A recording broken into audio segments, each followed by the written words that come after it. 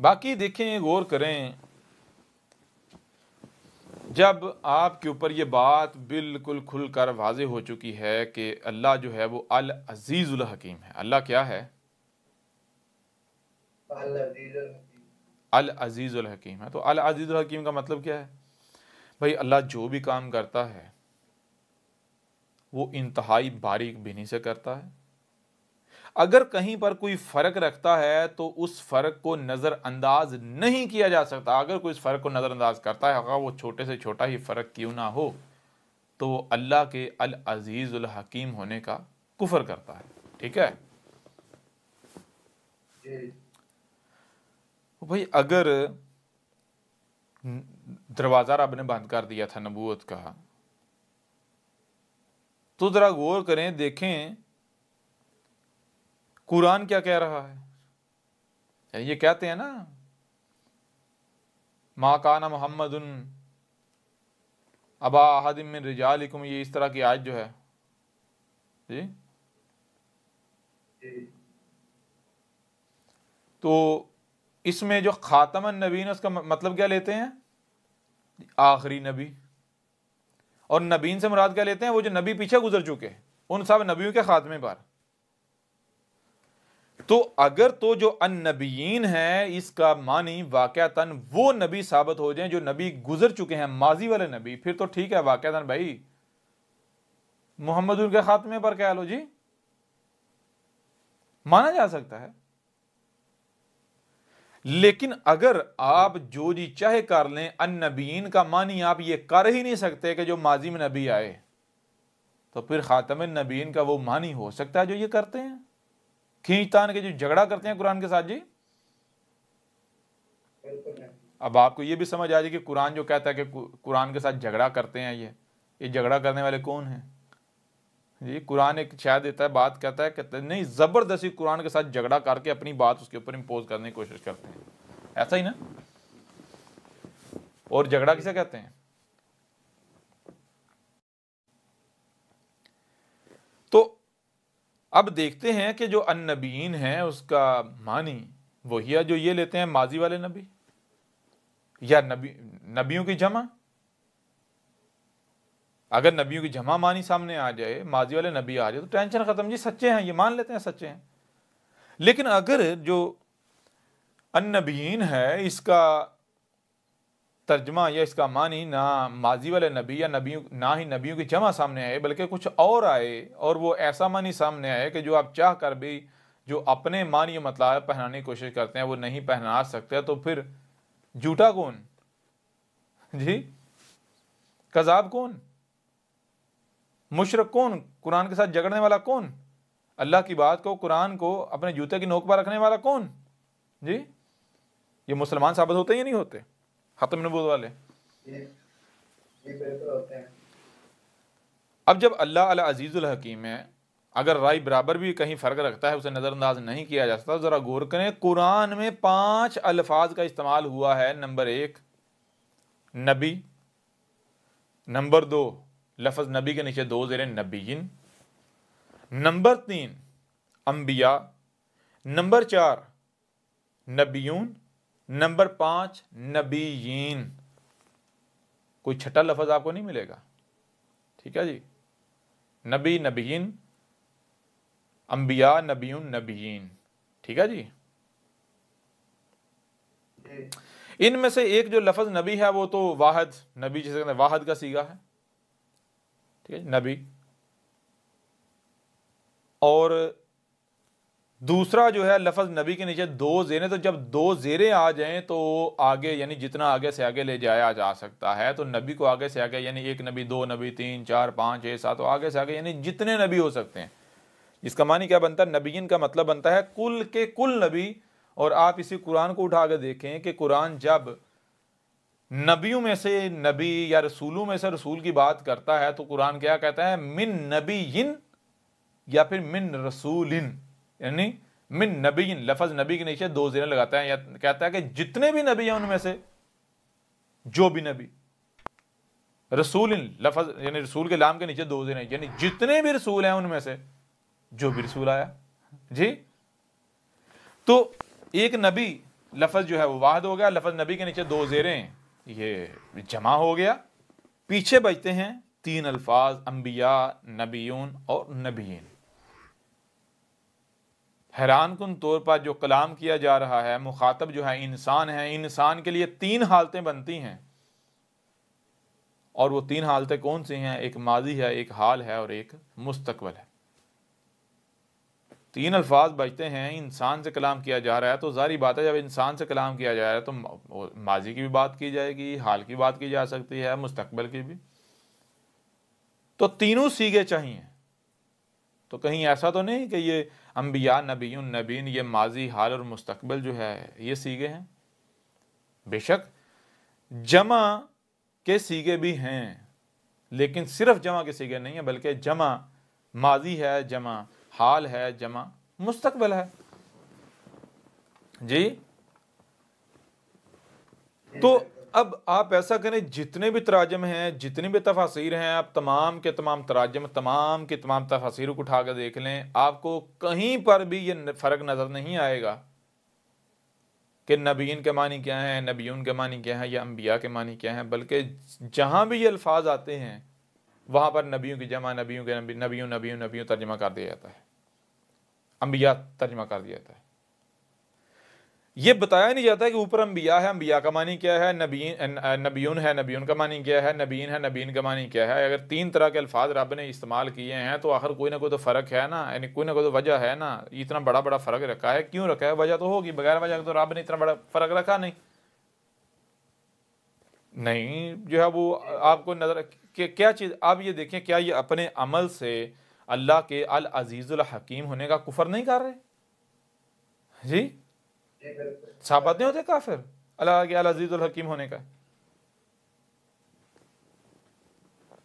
अब जब आप ग्रामर के रूह से देखें तो पता चलता है कि जो अंबिया है ये माजी का सीगा है, नबीयून जो है वो हाल का सीगा है, और नबीयीन जो है ये मुस्तकबल का सीगा है। कुरान से भी पूछेंगे, कुरान भी आपको बताएगा जब नबीन की बात करता है तो कुरान उनको नबीन कहता है कि पहले एक लाइन खींचता है, फिर उस लाइन के बाद वाले जो नबी हैं उनको नबीन कहता है, यानी बाद वालों को, आगे आने वालों को। मिसाल के तौर पर गौर करें ज़रा, कुरान जब जब अल्लाह जो है वो नबीन से मिसाक की बात करता है, मिसाक अखज़ करने, तो वहां पर लफ्ज़ अंबिया क्यों नहीं आया?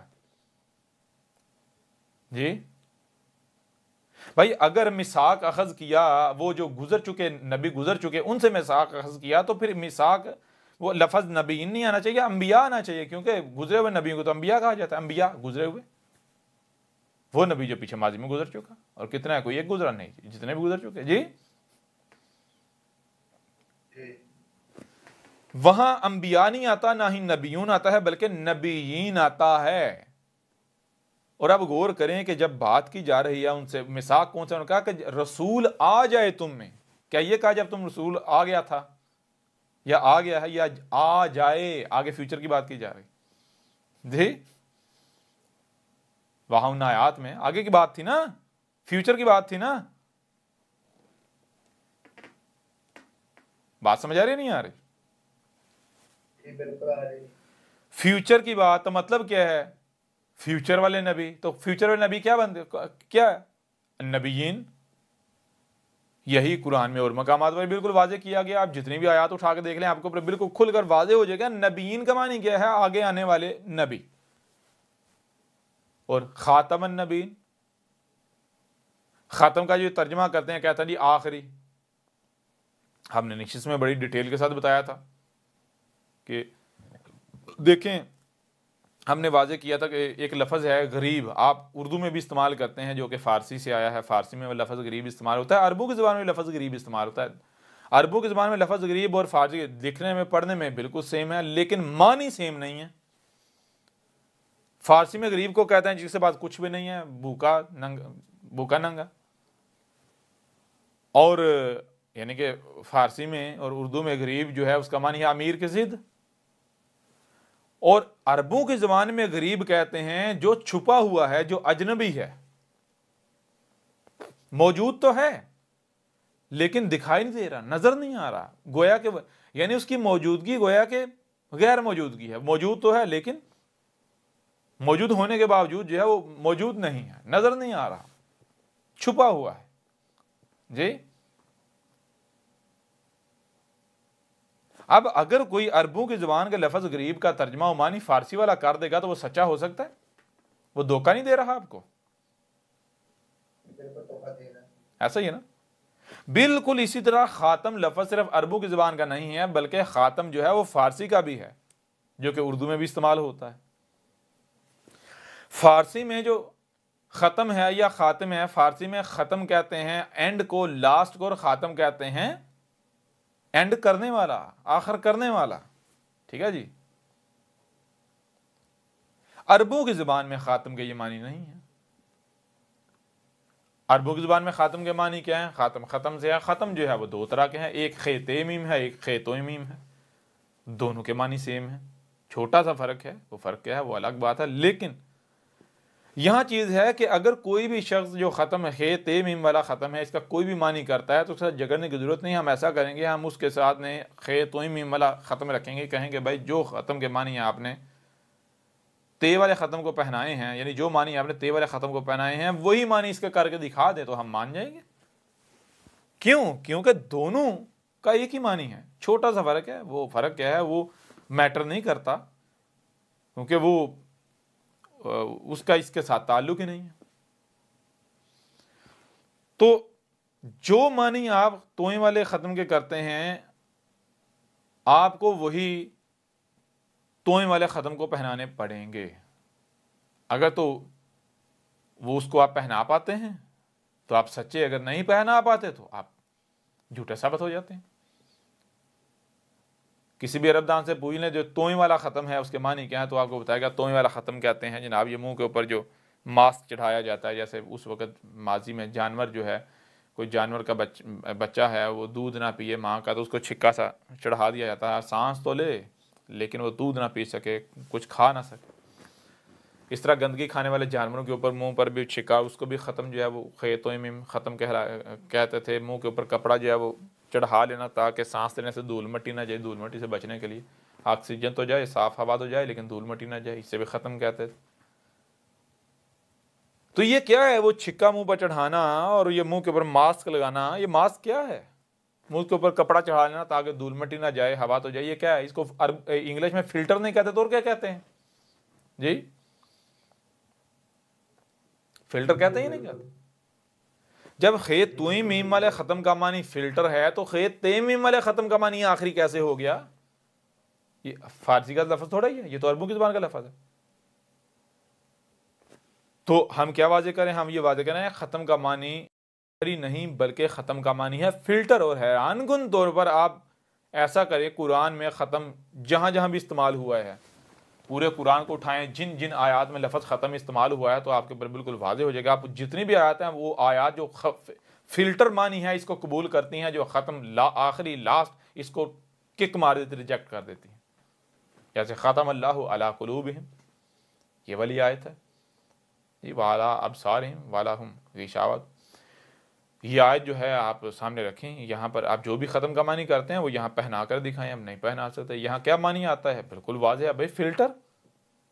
लोगों की आँख देखने की सलाहियत तो कानों के ऊपर जो है फिल्टर लगे हुए हैं, वो उसी फिल्टर से देखते हैं। मादी का फिल्टर है, दुनिया परस्ती का फिल्टर है। किसी भी मशीन को देखेंगे तो वो जो मादा परस्ती का फ़िल्टर है, सहूलत का फ़िल्टर है, वो लगा हुआ है। उसी फ़िल्टर से देखेंगे, उन्हें वो सहूलत नज़र आएगी, वो कैसे वजूद में आई है, उससे क्या तबाही हो रही है, क्या फ़साद हो रहा है, वो नज़र नहीं आएगा। उन्हें गाड़ियाँ नज़र आएंगी, दावतुल अर्द नज़र नहीं आएगा। उन्हें जदीदियत नज़र आएगी, फितना दज्जाल नज़र नहीं आएगा। उन्हें ये गाड़ियों का धुआं तो नज़र आएगा, दुखान ही नज़र नहीं आएंगी जी। जी बिल्कुल। फिर सवाल ये पैदा होता है कि अगर ख़त्म का मानी आखिरी है तो कुरान में जहां भी आखिरी का जिक्र करना चाहिए वहां भी ख़त्म आना चाहिए। या फिर सवाल ये पैदा होता है कि अगर ख़त्म यानी कि अरबों की ज़ुबान में आखिरी को या आखिर को ख़त्म नहीं कहते तो फिर आखिरी को यानी आखिर को क्या कहते हैं? कुरान को बताना चाहिए। तो जब हम कुरान को उठाएं तो बिल्कुल वाज़ेह हो जाता है। मिसाल के तौर पर कौन है जो इस बात का इनकार कर सकते हैं? देखें कुरान में क्या है, अल अव्वलु वल आखिरु। आखिर किसकी ज़िद है? अव्वल की अव्वल क्या है वो बताने की जरूरत है जी? अव्वल की जिद आखिर है या नहीं है?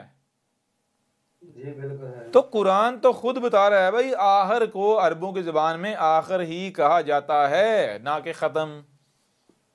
जी, जी जी बिल्कुल। अगर ख़त्म का मानी आखिरी होता या ख़ातम का मानी आखिरी होता तो फिर ये होता अल अव्वलु वल ख़ातम हो या वल ख़ातिम हो जी, ख़ातम हो या ख़ातिम हो जी। ये तो नहीं है, वहाँ तो अल आखिर है। कुरान तो वाजे, बिल्कुल वाजे, खोल खोल कर वाजे कर रहा है, बता रहा है कि अरबू की ज़ुबान में आखिर को आखिर ही कहते हैं, लास्ट को आखिर ही कहते हैं। अगर मोहम्मद आखिरी होता तो सीधा सीधा आखिर लिख देते जी, इतनी जी पहेलियां बजाने की क्या जरूरत थी? वादे हो रहा ही नहीं हो रहा। जी बिल्कुल हो रहा है। इसके बावजूद भी अगर कोई जिद करता है, जहालत के ऊपर डटा रहना चाहता है, तो जान ले ये हक है, या तो इसे बातिल साबित करे। अगर बातिल साबित नहीं कर सकता, ये हक है, तो फिर हक अपना शरीक बर्दाश्त नहीं करता। ये ज़्यादा दिन या ज़्यादा वक़्त, ज़्यादा अरसा तुम मुझे नहीं, तुम लोग कर सकते। मानोगे, एक एक मानेगा, लेकिन तब मानना कोई नफ़ा नहीं दे।